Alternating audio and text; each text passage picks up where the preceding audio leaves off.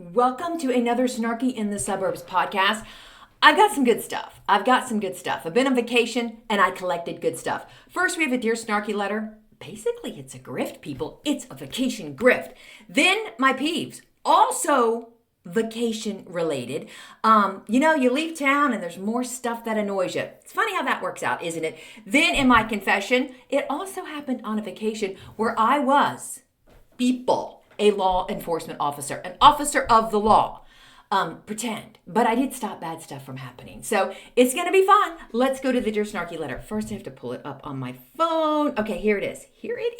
I can't wait to see what you guys think. Dear Snarky, I'm being made to feel guilty for what I did on a family vacation. For spring break, my husband and I, our 2 kids, went on a 4-day ski trip with my husband's family. It was his mom and dad, brother, spouse, and their 3 kids, and a sister and her husband. Everything was great, except the sister and her husband never took out their wallet and paid for anything. They just waited around for someone else to pick up the tab. Like when we were all renting skis, they got their ski stuff and then just waited to see who in the family was going to pay for the rental. Same with lift tickets, meals, pretty much everything. By day 3, I was done. So at dinner that night with just the adults, as we were all splitting the bill, the sister and her husband just sat there like they were members of the royal family or something and did not put down a credit card or cash.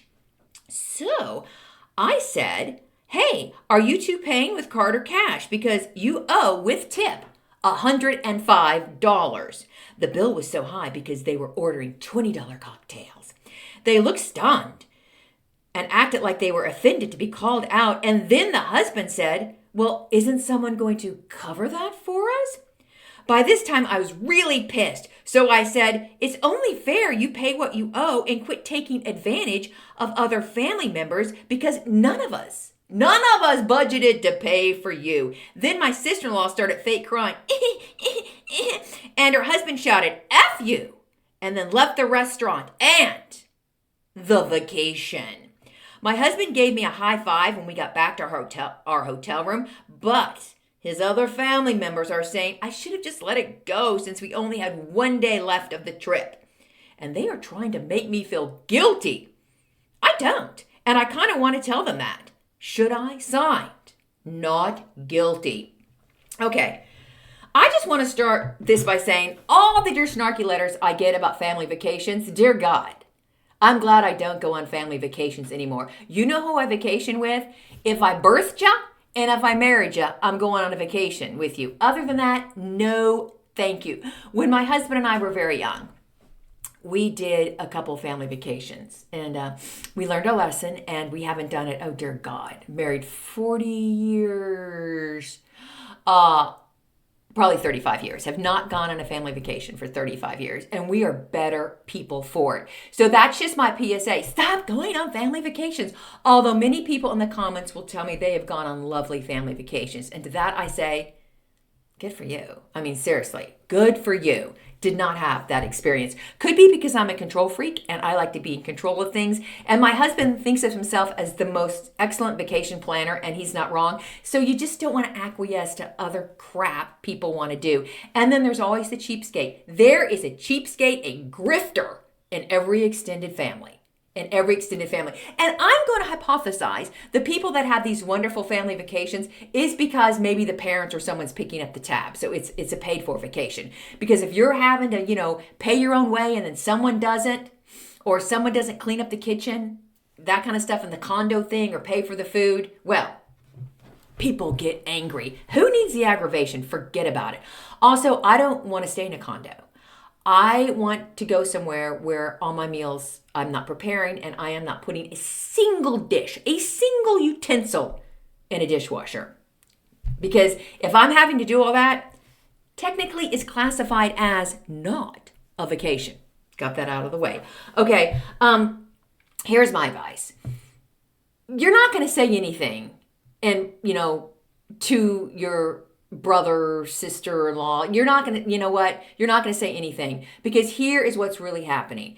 The other members of the family, the mom and dad, the other brother, his wife, they secretly want to high five you. Maybe not the parents, but I'm telling you right now, the other sibling, which I believe you said was a brother, they want to high five you, just like your husband did. They are so glad someone said something, but they're going to act like, oh, it's too bad you said that, because they're weak. They're weak, but they're glad. They are glad you said something, and the whole guilty thing is them just trying to, play the good person card. You know when it's easy to be the good person.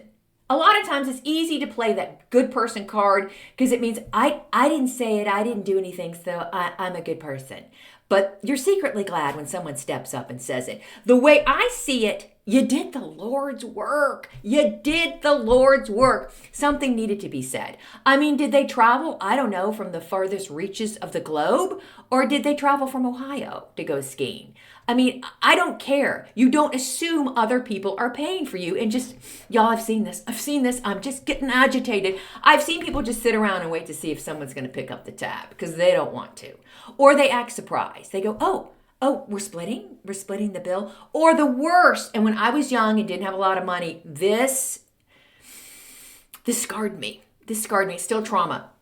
You go out to eat and then all of a sudden, like, no one wants to split the bill, and they're like, oh, well, let's just split it, evenly. Like 6 of us went out to eat, or 3 couples will split it 3 ways. Meanwhile, you and your spouse are not drinking. These other people are just guzzling wine, and you're like, no, I don't want to pay for your alcohol. I'm poor. As you can see, I didn't even order iced tea. I ordered ice water because I didn't want to pay $2 for an iced tea. I am not paying for your booze.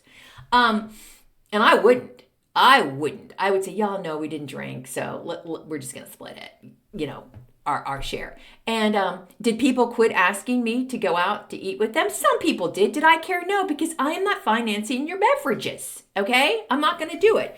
So that's my advice. Pat yourself on the back. You did the right thing. And people like this, oh my gosh, they are like so irritating. And what I don't understand is that would make me anxious. Like, okay, I'm going to go on this vacation, but I don't want to pay for shit. Oh, sorry, I'm trying to keep this a clean rating. I apologize if children were in the car or grandchildren.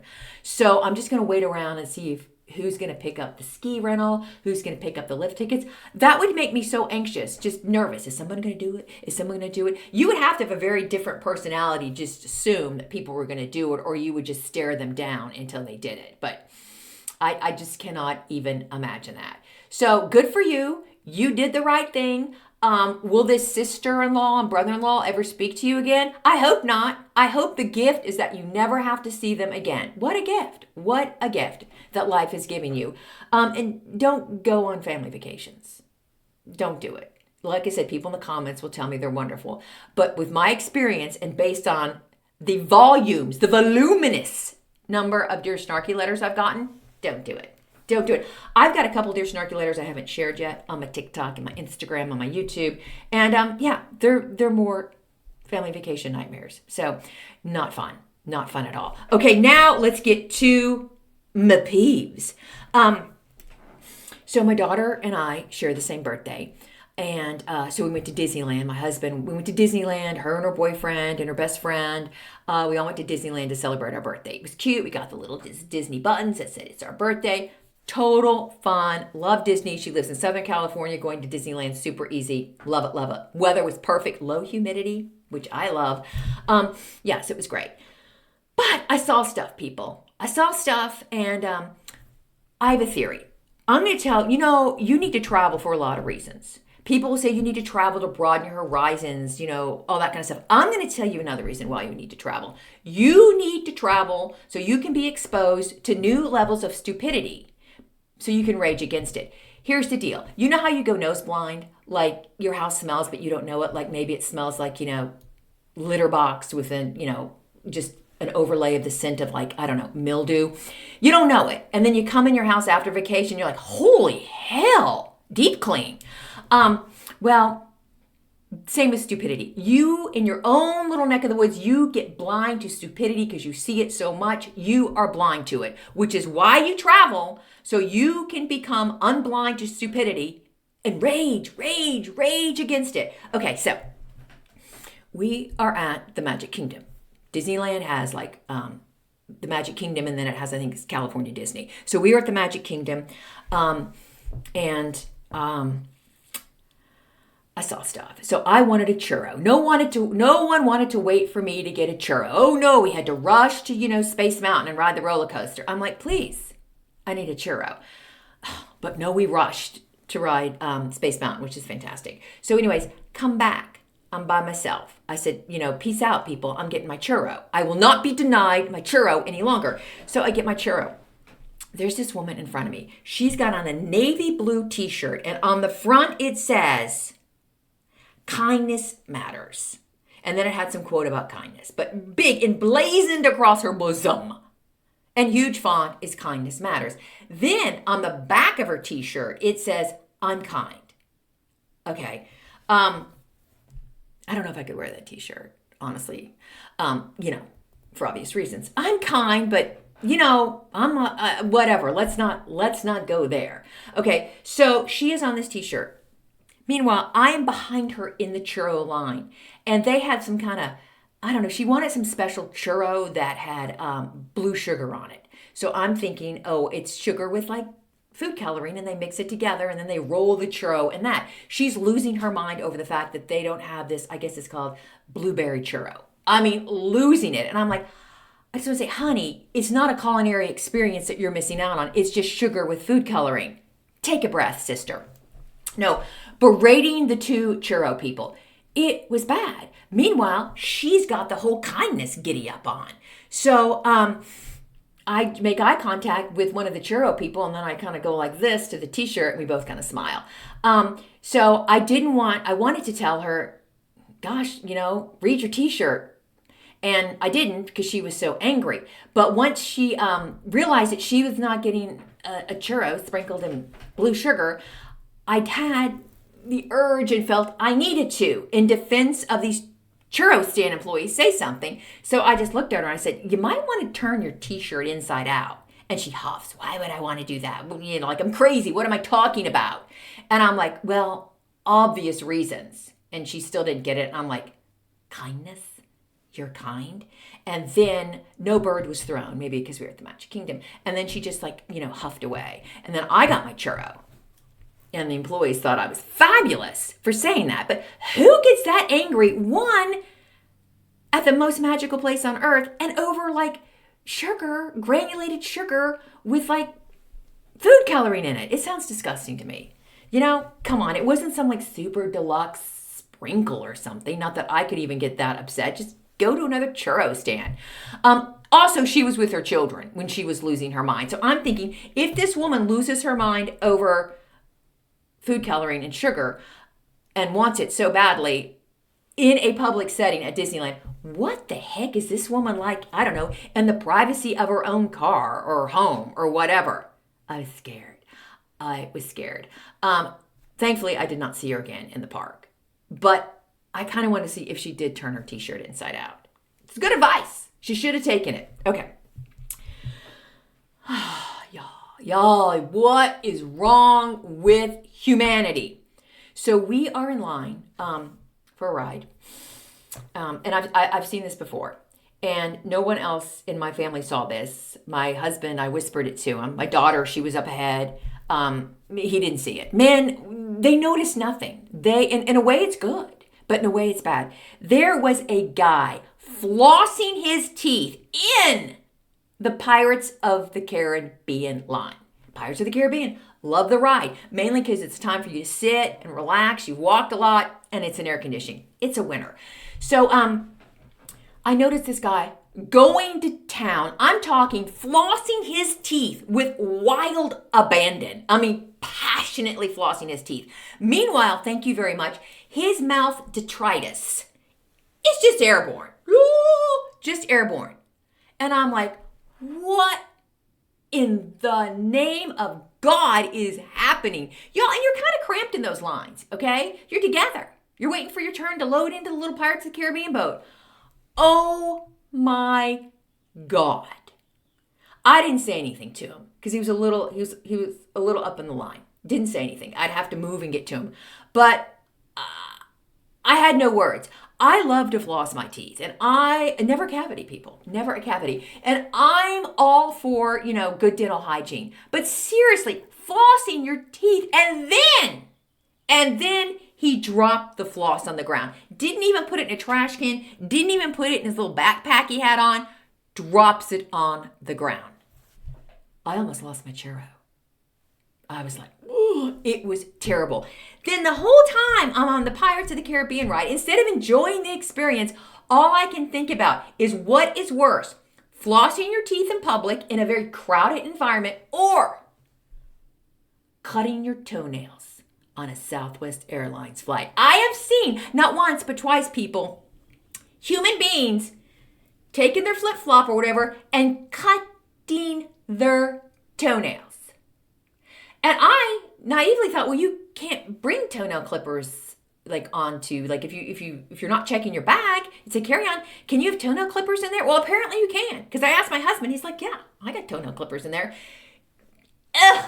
So their foot funk, once again, jettisoned into an enclosed capsule. What kind of monster are you to do that? And who needs to cut their toenails that badly? Okay? I've never had an emergency toenail clipping experience. And I'm old, people. Never had it. Disgusting. So I'm just thinking, what's worse, the flossing or the toenail clipping? Thinking. And by the end of the ride, I came up with toenails. It just is more disgusting. The toenails are bigger. You're in a plane. It just, ugh. And what really set me off too is one time when the person was clipping their toenails, they had a mask on. So it's like a lot of us, it's like after masking, way after masking. And so most people aren't wearing masks. So you're wearing a mask, but you have no problem with your toenails, your foot funk going everywhere. So other people can suffer. So the toenails, they won that one. Then, my last one. Oh, dear Lord, give me strength. You know, like when you go to the restroom and they have like the paper thing you can put on the toilet, okay? Without fail, the people that put that paper thing down on the toilet because they're really skeevy about germs, I get it. They don't care about your germ experience because they do not put that into the toilet to be flushed. It's just there in all its glory, parts of it wet, because I believe people that put that on there don't even sit on the toilet. They just do a squat, so they're not hitting the toilet a lot of times. So they feel fine. Hunky-dory, howdy-doody, fine. Just leaving that for you. So you go in there and you're like, it's like a crime scene. It's like a crime scene. But, as long as they didn't get germs, they do not care. And I bet these are the same people that clip their toenails on an airplane and they have no problem flossing their teeth in public and letting their mouth gunk become airborne and perhaps hit another person. So, yeah, those are my vacation peeves. They're all disgusting, and I'm sorry you had to hear them, but I had to get it out of my system. I had to do it. I feel it's a public service announcement. I'm just going to say that. I'm doing a lot of PSAs today. Maybe I should write PSAs. Maybe I should go in the PSA business. I swear to God, on planes, they need to now make an announcement about no clipping your toenails, when they do the welcome video or whatever, and no flossing. No flossing on the tube that we are trapped in. Needs to be done. Maybe I should start a petition, a campaign, if you will. Okay. Now on to the Snarky Confession. Y'all, this also happened during a vacation. So I'm not going to say where we were at. Or maybe I will. I don't know. When I start confessing, sorry, I have to drink. It's an iced tea lemonade thing. It was delightful. Not a Diet Coke, people. I got to go get one after this. So anyways, so we're on vacation. Oh, I was going to say, when I start talking during these confessions, I share more than I wanted to because I just get on a roll and I say things. And then after I'm done with the podcast, I'm like, I think I need to redo that. I should have said that. And then I'm just like, F it. It's going out there, people. It's going out there. So we were at a ski location. It was winter, and there was a little McDonald's in the ski town, but it didn't have a drive-thru, so you had to go in and get your food. So I was going in to get my family their, bacon, egg, and cheese biscuits. I wanted a Diet Coke, McDonald's Diet Coke, my fave, like that, nothing stopping me from having that. So some hash browns. So you place the order and then it's really crowded because it's ski time, and then you stand back and wait for them to call your number and then you get your food. Super easy, whatevs. Except it's crowded and, you have to really make sure that you're listening, for your number. So there are some, not even teens, I'm going to call them like middle school, maybe freshmen in high school. So I guess teens, young teens. And they're in there and they have like skateboards. But it wasn't like snow where you could skate on the side or do whatever you want to do. Roads were clear, whatever. It's just the mountains with the snow. And I noticed after a while, because it's taking a while to get your order, that they were taking food that wasn't theirs. So they would just call a number and they'd go up and get it. And I'm like, I don't think that's their food. So I watched them for a while. They were having a blast. They were getting a ton of food. They weren't even leaving. I mean, they were getting the food and just waiting for more. And then I think they were going to, skateboard away. I mean, one kid was putting it in his backpack. And before anybody says these poor kids, they must not have had money for food, and that's why they were taking food that wasn't theirs.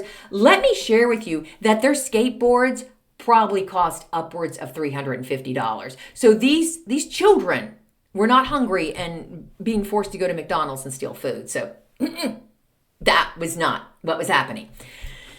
So I get sick of it, people. I mean, I don't like to wait in a line, and I don't like or condone children stealing or anyone stealing. So I had a wallet.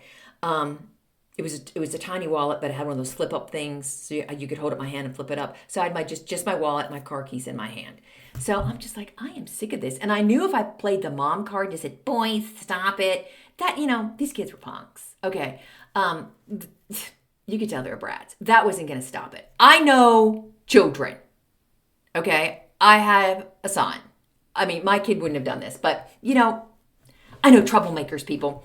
So I got so mad that I went up to these boys and I took my wallet and I flipped it up real fast like that, real fast.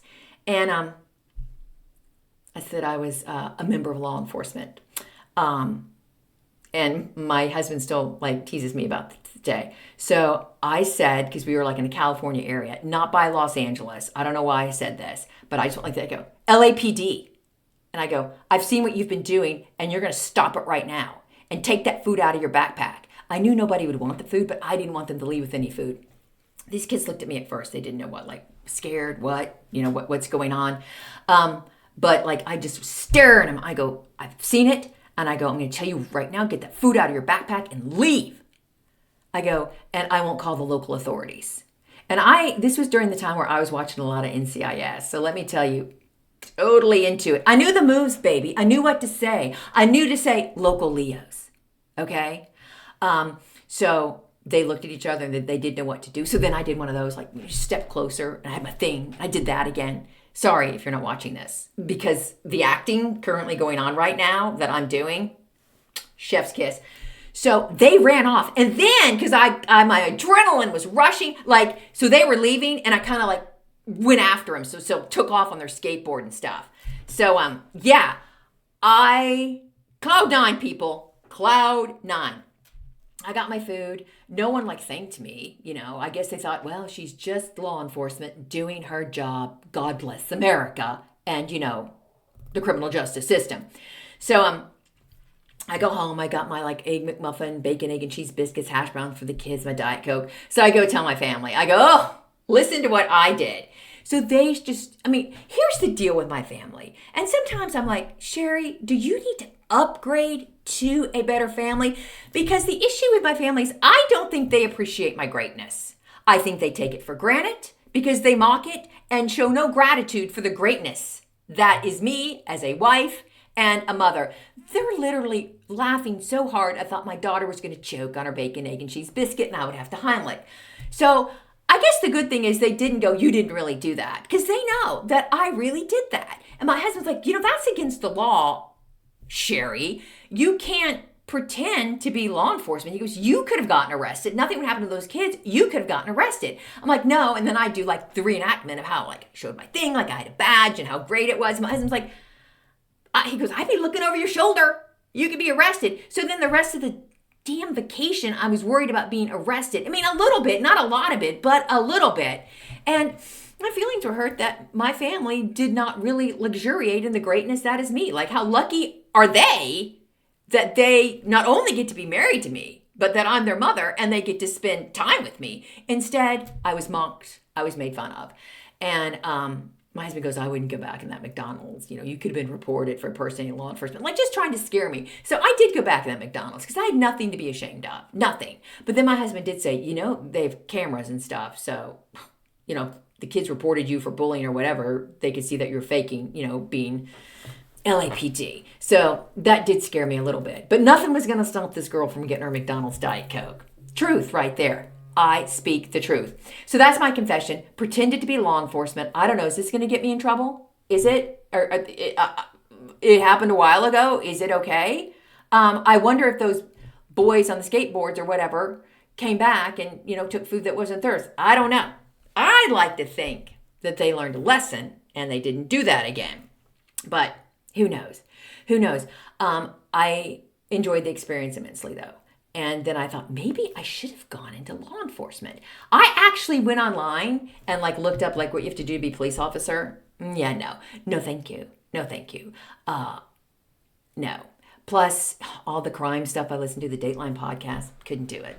Those people are braver and better than me, and I am not worthy to even impersonate LAPD. So that's my confession. Y'all have a great day. Thank you for listening to my vacation stories, gripes, sagas. I appreciate that. But let me know in the comments if you have a chance. Oh my God, thank you all for commenting so much. If you have a chance in the comments, let me know what's worse, the flossing or the toenail clipping. I need to know. I need to know. Oh, and as you guys know, I've written 5 books. They're all fabulous. I left the link in the description. So just look that up and click. They're super fun. You can listen to a little bit, read a little bit of them, and go, oh my God, she was not exaggerating.